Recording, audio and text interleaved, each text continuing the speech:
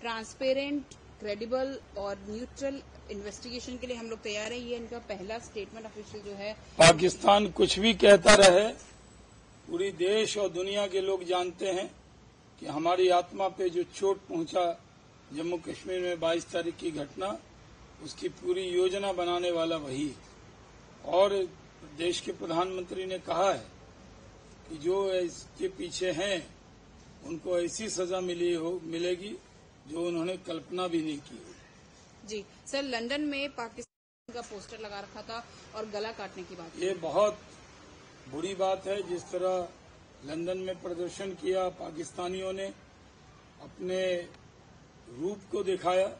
लोग प्रदर्शन के लिए गए थे, उनको अभिनंदन का फोटो दिखाकर और ये कह के ऐसे गले काटने का इशारा किया। इससे पता लगता है कि एक आतंकवादी देश है पाकिस्तान। जी सर, पाकिस्तानी नेशनल्स को भेजने का जो है इंतजाम तो हमने कर दिया है, जैसा कि उन्होंने ऑर्डर दिया था, लेकिन उन्होंने एक सॉफ्ट कॉर्नर शो करते हुए दिखाया कि पाकिस्तानी को तो स्पेयर कर देना चाहिए था नेशनल्स को। अब देखिए, कांग्रेस के लोग दोहरी जबान बोलते हैं, ऐसी बयानबाजी से इस वक्त सिद्धारमैया को बचना चाहिए। जी सर, एक आखिरी सवाल।